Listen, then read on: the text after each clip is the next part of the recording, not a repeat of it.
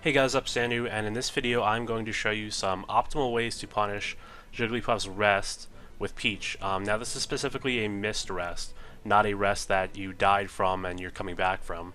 Now I'm not a Peach main, but I do play a bit of Peach, and I often see people kind of waste opportunities on missed rests, Peach players. So I'm going to show you some optimal ways to actually punish those rests. Now I didn't invent any of this, but I do think this is very underused, so I figured I'd make a video about it. So one of the great stages to play in this matchup, in my opinion, and again, I'm no Peach expert, but is FD, because you'll have no problems doing any of these punishes, and because they all involve throwing turnips up and having them come down. Now, obviously, on the other stages, there's platforms which can interfere. They don't always, and we'll talk about that a bit later, but let me show you the two punishes that I'm talking about. So if the puff is at pretty low percent, like under 40-50, I recommend you try this.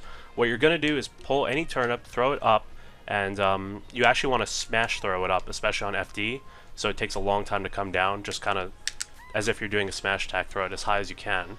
And then you're going to want to go to the other side of puff and start charging a down smash. So hopefully I can show you this and you can see how it works. So we pull a turnip, throw it up, jump over, charge, and let go right as it hits puff. So that did 37%. And I think it could actually do more, and it depends on the turnip that you get. Different turnips do different damages.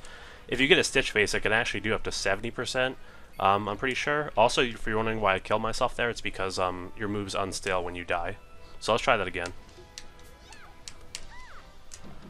Okay, 38, so you get the idea. And then, let's say Puff is at maybe 52%, and you want to kill her, actually, which you can do. So hopefully, I'm not going to eat my words here, and we can try this again with another thing you can do. Okay, there we go. So what happened there? I threw the turnip up, and when Puff got hit by the turnip, she got bounced up into Peach's up smash. Now, Peach's up smash, usually it's pretty bad. Like, when you hit people with that, you just get that little pretty useless hitbox. There's actually 3 hitboxes to this move. There's the top hitbox at the very top, like where my tag is.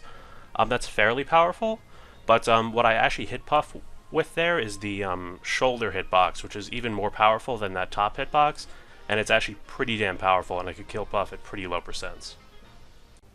So you might say, well, this isn't going to work on any other stage because there's platforms, and obviously if you threw the turnip up, it would just come down right on the platform. Well, that's not always true. For example, on this stage, there actually is a lot of wide open space. Plus, if the Jigglypuff player misses the rest on this platform, for example, you could just do this from the platform. So like this, you just go like that, and you'd have no problem. But say the Puff misses a rest under this platform, you can actually do something about that. You can just push her along, like you don't want to run. This is just very basic game mechanics, how you can push other characters. And you essentially want to push them far enough to where Peach is no longer under the platform. It really doesn't matter where Jigglypuff is. You really just want to pay attention to where essentially Peach is in relation to the platform. So you don't always have time for this because, you know, it takes longer if you're going to push the character first.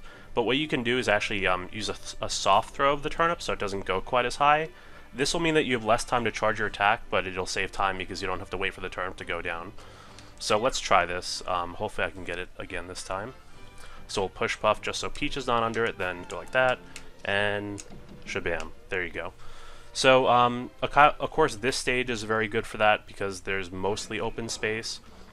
Just to show you on Dreamland, there is actually plenty of open space here and here. And of course, if they're on the platforms, you can do it, and if they're here, you can just push them along. The wind on Dreamland can actually make it a problem sometimes, but that's pretty rare. And on Yoshi's story, there is some room. It's actually pretty damn good on Yoshi's story because this is such a low ceiling. See, there's plenty of room here between these platforms. Just might as well show you them all. Here's FOD. Again, there's not quite as much room between these platforms, but there is enough. Also, what you can do is just simply go under here and charge an up smash against Jigglypuff. That's not the shoulder hitbox, that's the top hitbox, but it's still pretty good. And the hardest one is Battlefield, and this is why I actually don't like this stage in this matchup.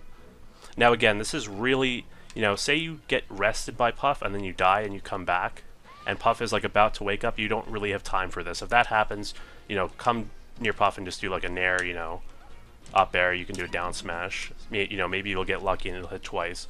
But this actually does work on Battlefield, and this is going to be pretty tough to show you. So you can do one of two things on Battlefield. Obviously, it's not a problem if they're on one of these platforms, because you know, obviously you can just go up here and do it. But there's actually is some space over here. So what you can do is actually just push Puff kind of like right here. And again, this is really only dependent on Peach's position. That instead of pulling a turnip right now, or actually you can pull the turnip right now, it doesn't make a difference, but you're going to throw it over here. And unless you have a lot of time, you'll want to soft throw it, and then you can actually still get the punish.